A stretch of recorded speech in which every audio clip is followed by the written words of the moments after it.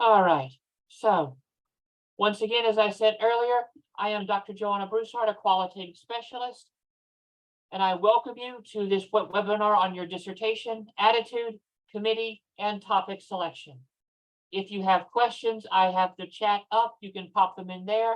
I will endeavor to do the best I can to answer them as I see them. So that way there will be a connection when you see with the topic, the question, and the response.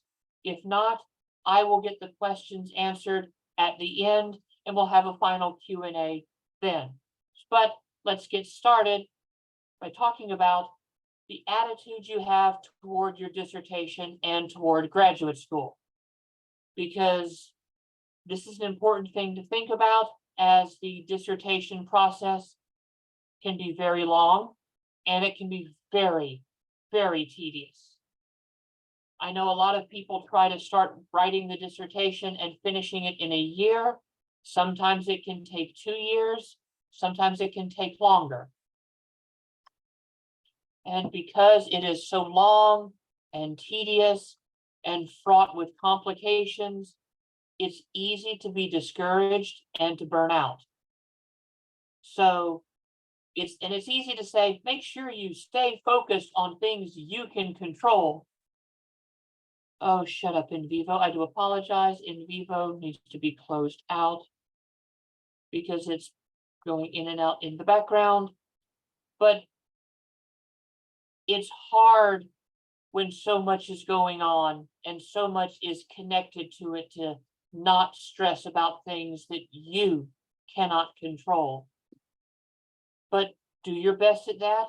And we're going to talk a little bit about some of the things you can do to keep that focus on what you can control. So, stay in balance, diffuse stress. It's always suggested to take at least 1 day a week to just spend time with friends, relax, binge your favorite comfort movie or comfort show, eat some comfort food that reminds you of the good days of childhood or of your family or your friends, get some exercise in, play some video games, maybe you play tabletop games with friends. Do something that's not related to your dissertation. What I've started telling people and what I didn't do, try to take weekends off, at least 1 weekend a month, nothing related to your dissertation. That's just for you. And the other weeks, pick 1 day a week to just have you time, a long bath, a walk, go to the zoo, go to a park, play, if you have a dog, take your dog to the dog park for a longer play session. Spend time on interests that are not the dissertation. Time frames are important, but they are not the be-all, end-all. Yes, it's ideal, and a lot of schools are pushing you to conceive, plan, research, collect data, and analyze your dissertation in a year. And that's very, very possible. But if it takes a little bit longer so that your mental health doesn't suffer, take the extra time if you can. An extra semester is not going to destroy things. An extra year is unlikely to destroy things. Does it cost more? Yes, and these are things you have to weigh. But if you have a family, if you have a job, all of these things take time that you have to focus on. And so spend some time away from your dissertation, because one, that helps you stay in balance. It helps you not over focus, over commit, and over stress. And two, if you take time away, you rest, you refresh, and when you come back to it, you've got fresh eyes and it's easier to see what needs to be done. So, and remember, I know it's easy to think that have unrealistic expectations. Oh, I'm going to finish this in one go, one draft, one and done. It's more than likely you're going to have multiple rounds of revisions. A first draft is just that. It's a first draft. To borrow from novelist Neil Gaiman, in the first draft, you put the events in place, you put the ideas down, you put all you have to say on the page. And in the second draft, you make it look like everything was planned. And usually about the time of finishing your second draft, you submit it to committee, and your committee will have other aspects that they think need to be changed, revised, fleshed out, condensed, moved around. A dissertation is document by committee. There are multiple revisions because there are multiple people involved in the process. So, with that said, let's talk about picking your committee. It's a lot of work, it's scary, and there's a lot of things you have to think about. Because depending on your program, you'll have between 3 and 5 committee members. And so how do you choose them? The first step is ask your chair for advice. Your chair has probably been working with these people, especially those in your department, longer than you have. And so they'll know more about who will probably be a good fit for you, your research, and how all of this is going to play together professionally and in dealing with personalities. And so while your chair might have suggestions, the final decision rests with you.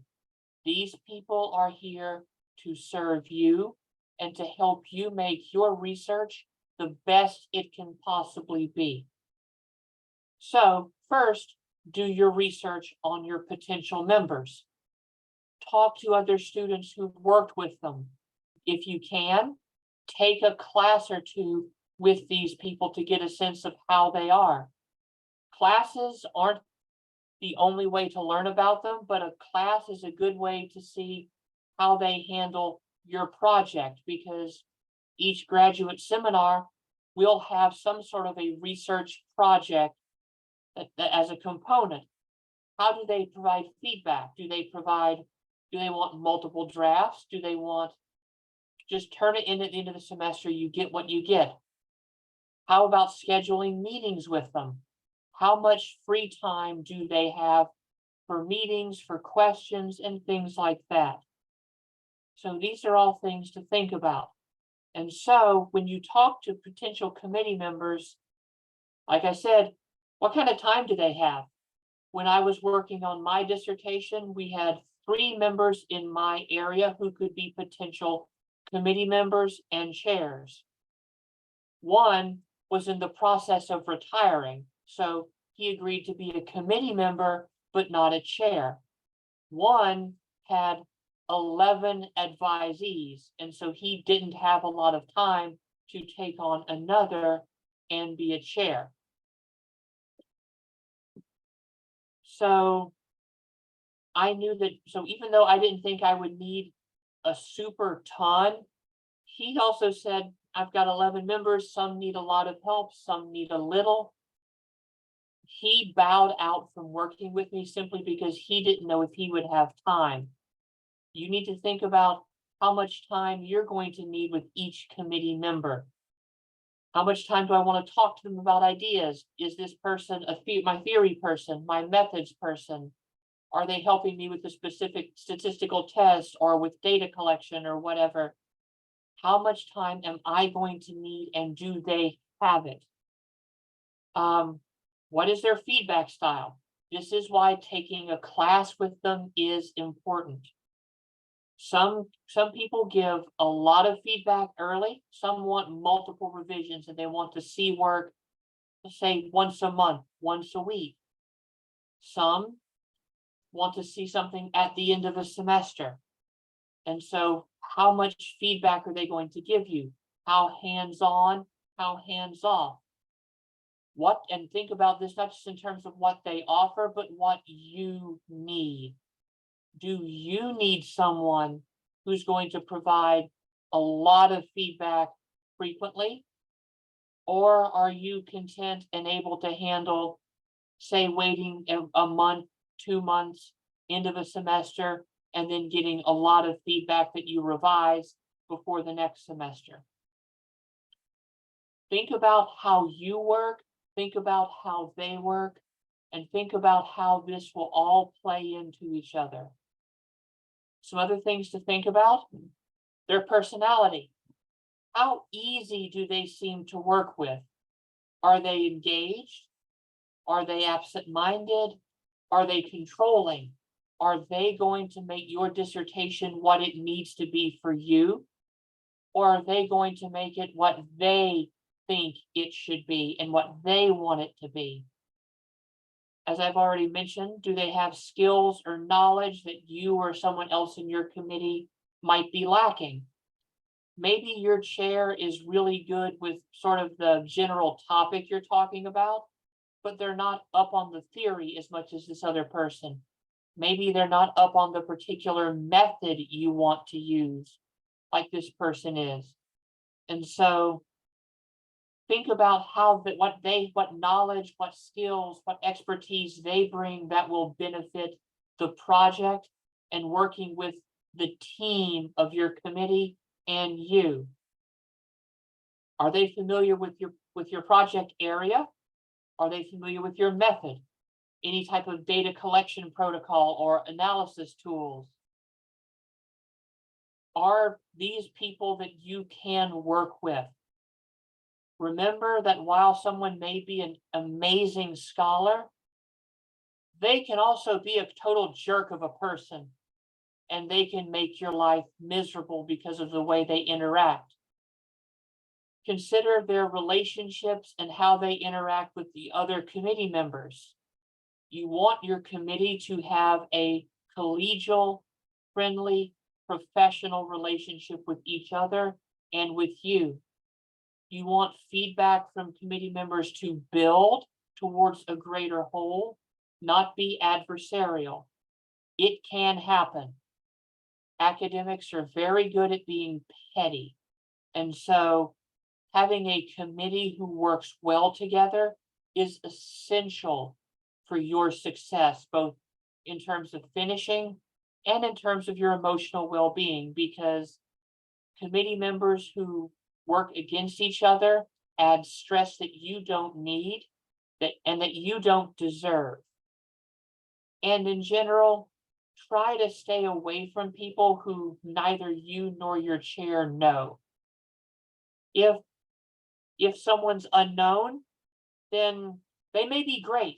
They really may be great, but find a way to have a meeting with them and your chair, so your chair can get a sense of who they are, how they will work with the committee, and how it will be as a working relationship. Because anything where you don't know how this relationship is going to work over the course of a year, 2 years. A friend of mine, it took 5 years to finish just the dissertation. You know, it's going to be a recipe for disaster and stress if you don't know how this is going to play out. So be certain that your committee members are people who bring something to the table that can help make the project better, who are able in both time and knowledge to commit to the project, and who have personalities that will work well with everyone involved. These are things you have to think about with your committee selection, and it is essential. So ultimately, trust your instincts. Only you know the people who will work best with you and for your project. In a sense, while your chair is guiding you, you're the team leader. This is you. You are the star. This is your research, your project. If something doesn't feel right, don't go down that path unless you really have someone watching your back. So trust your gut, trust your instincts, choose people who will benefit you. Now let's talk about your topic. Kind of got to have one of those, it's essential. So, a lot of times we suggest and people suggest working backwards. What variables are you interested in? What type of things would you want to collect? How do you want to obtain your data? Think about these things. If you're doing, say, a qualitative study, which is more my area of expertise, are you thinking about something that would require participant observation? Something where you could just do a few interviews? Something that will take a long period of time to gather notes? Find some papers in similar areas of interest. Maybe you want to study educational programs to help non-native English learners in high school go about matriculating and getting into college. So, if something you want to study, that's a broad topic. But how do we narrow it down? Well, look at some papers that people talk about non-native speakers, English as second language speakers, graduation rates for students who are first generation. What are some gaps that are there? Good scholarship will will help you find gaps. You'll start to see patterns of what's been talked about. And you'll say, well, this has been talked about, but this hasn't. I wonder why not. That's something to think about for a potential topic. Are there future directions that are mentioned in the literature? Good scholarship will not just answer a question or try to propose a solution to a problem, but it will point to directions where research can go in the future. And so look to that. Are there any issues or limitations that you could turn into questions? Like maybe, well, we weren't able to, I have a particular client that I'm working with who wanted to study, how a certain program in Oklahoma is, whether or not it's actually benefiting non-native students for whom Spanish is a first language. However, she's been unable to actually contact many of their parents or the students or even former students because they just don't want to talk to people who are connected to some sort of official government entity due to their citizenship status, which is understandable. They have a fear of their citizenship status being reported and used against them. So if you were to see her study when she finishes and go, hey, she couldn't get access to them, maybe because she is a white woman, maybe you are a member of that community and thus you would have insider access that she couldn't get, as well-meaning as she was. So that limitation could be turned into a research question that could be the basis for your study. Maybe you find a really exciting new study and you want to replicate it. An easy way to finish a project is to replicate a study that's been done to see if, well, maybe does it hold up to replication? I used to be a college professor, and when I would tell students, one of the benefits of scientific research and good academic research, qualitative and quantitative, is theoretically qualitative less so than quantitative, but if you perform the same study on the same population in the same conditions, you should get close to identical results. A new study that hasn't been replicated, maybe your dissertation could replicate the study to see if the results are similar. These are some things to think about as you're selecting your topic. And right now, you haven't even figured out a research question. You're just doing broad brainstorming. So pick multiple broad questions. Hey, what about how this particular statistical test can show about for managers? What about how does the way we present warrior manly heroism in movies impact the likelihood of people seeking treatment for PTSD? Is there a connection? Pick some big questions to think about. And then once you've picked them, these questions need to be narrowed down. You want questions that are reasonable, that are detailed, that you can do a full dissertation study on, but not so complicated that you can't finish them before your graduation date in a reasonable time. So once you've found some literature, see what type of questions they ask in a study. Look at some dissertations from your own school, in your own department. How big are the questions that they ask?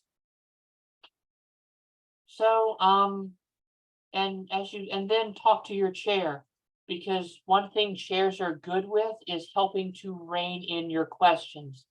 You're probably going to go to your chair with questions that are really big, and that because you've got big ideas, you want this to be awesome, and this question is really, really intriguing.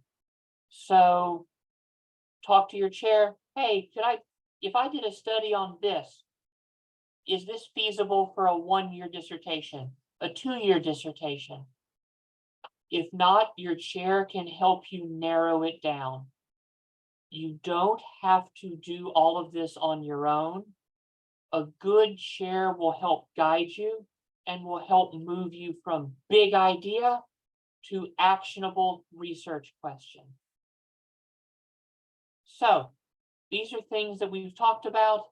We've looked at your attitude and how you need to stay focused, but you need to relax as best you can. I know writing a dissertation is stressful. Grad school is stressful. If you've got work, family, friends, maybe you've got other pressures from other organizations out there. The economy, the general political climate of the world and where you live can be stressful. Life happens. Do your best to stay as mentally and emotionally balanced as you can through self-care. Take time, take a day off, take a weekend off. If you can, don't work on weekends. I know that's easier said than done, but maybe set working hours. Maybe you cut off working at 4 o'clock on Saturday and Sunday, and the rest of the time is used to relax. Do things that help take your mind off it so you can come back to your work refreshed and motivated, because staying motivated is a big challenge in grad school. But if you can, you're more likely to succeed. Then we talked about choosing your committee. Once you've got your committee, and you should be going and looking for people who bring knowledge, skills, experience to the table that other committee members don't have. You want people whose skills will complement each other, but you want people whose personalities will mesh well. You need to think about the type of feedback these people are going to give you, both in quantity and in frequency. Look at the time they have. Do they have the time to commit to being on your committee and giving it their all? Do they have a personality that will work with other committee members and will work with you? Does their feedback style mesh with your learning style and what you need to be successful? If you're someone who doesn't need micromanaging, having a committee full of micromanagers will probably make you stressed out and resentful. But if you need more hands-on, those are the type of people you might want to look for. It's about finding balance. And then we talked about selecting a topic. Ideally, you will have a topic before you start talking to your committee members.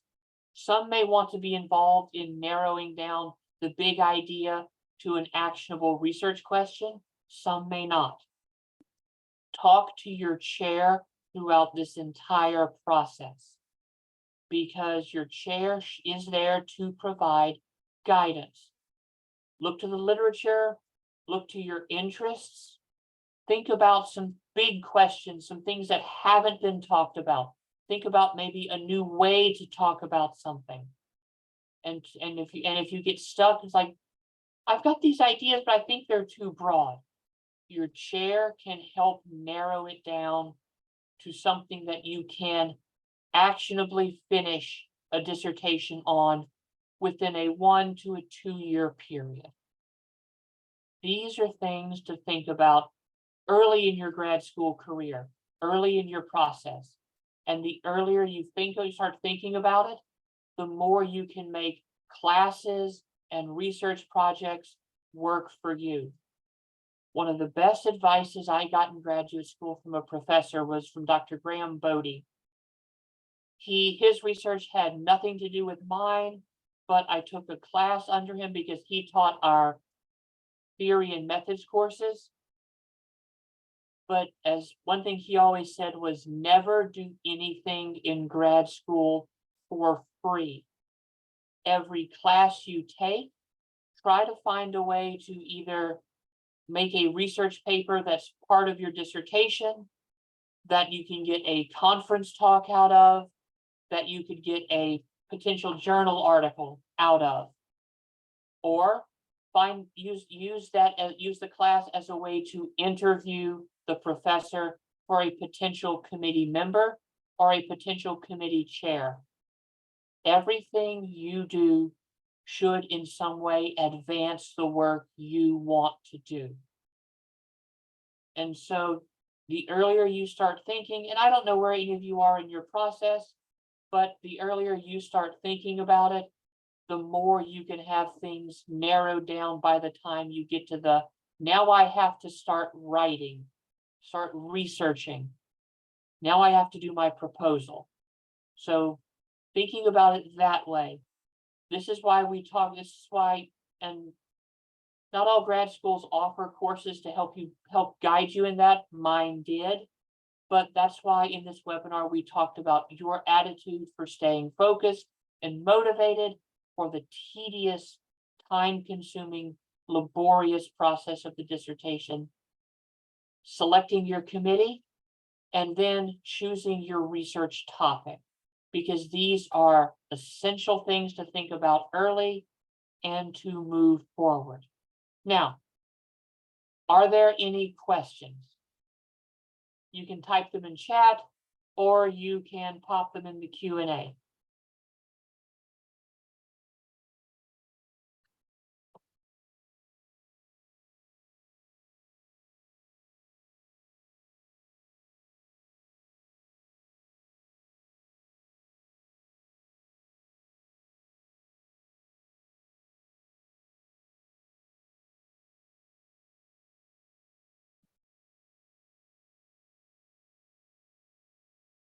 Okay.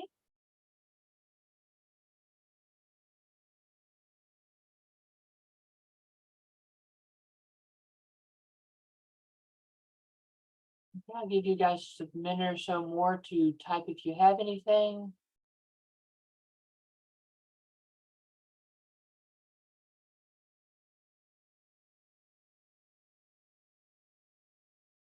Okay, Q&A question. How much time should be spent on the dissertation per week? Okay, Bailey, I'm going to answer this live. So how much time spent per week? That's going to depend on the time you have, and two, on the topic and what you're doing itself. I'm a bad example because if I was awake, I was working on my dissertation. I would say, depending on how many classes you're taking, working a full-time job, 2 to 3, maybe 4 hours per day max during the week. And then, you know, spend most of Saturday. If you can't do a full weekend off, or take Sundays off or Saturdays off, try to set working hours for yourself. Like, okay, on days that I work, I will work from 6 to 8 on my dissertation. On days where I have off, I don't have class, I don't have work, if possible, say from maybe 10 to 3.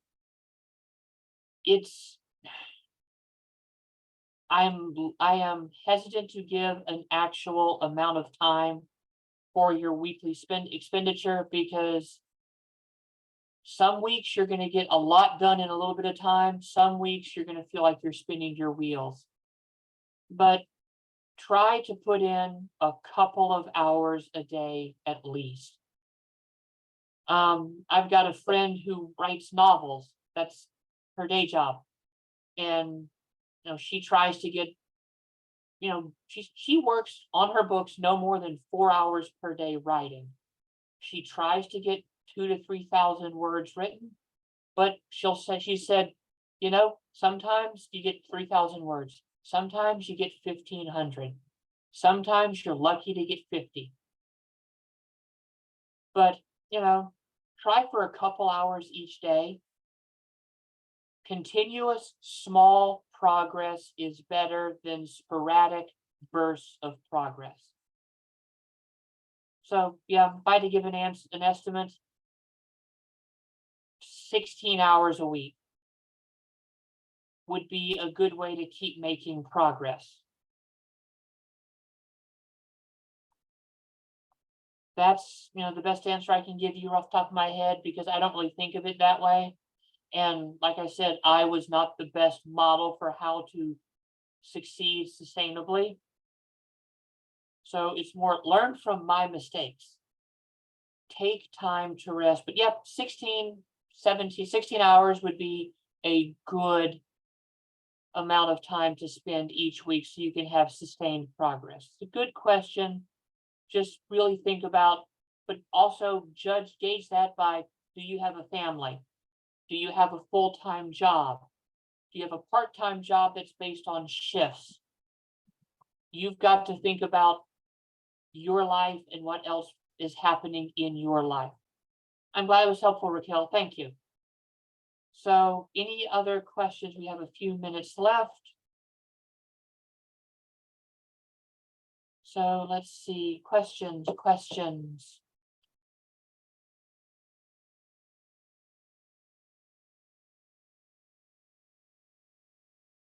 Okay, going once, questions going twice. Question number 3. So, all right, so I don't see anything else in the Q&A, nothing in chat. So do remember that if you need any additional support, Statistics Solutions is a full service dissertation consulting company providing graduate students timely editorial support for their dissertation and scholarly projects. We can help. We have specialists who help from topic selection all the way through prepping for your defense. We will not defend for you, but we can help you every other step of the way. For information about our services, you can receive a free complimentary 30-minute consultation Monday to Friday, 9 a.m. to 5 p.m. Eastern Time. You can either contact us at info@statisticsolutions.com or phone at 727-442-4290. And I realize that sometimes we don't have questions prepped, or we can't think of a way to word our question in the time frame of a webinar or even a seminar class. And so if you use that in that contact info, they will be able to forward you my email if you have further questions and you'd like to discuss things or have something pop up. We can help you that way. We are more than willing, and we love helping people succeed on their dissertations. So with that said, I will give one final call for questions. Questions once, questions twice. Okay, if there are no further questions, thank you everyone for joining us. I do apologize for the issue we had with technology.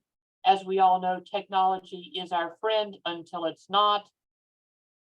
And so thank you for joining. Thank you for sticking it out. And I wish you the best success in your dissertation, and I wish you a happy weekend. So have a good day. Have a good evening. Thank you.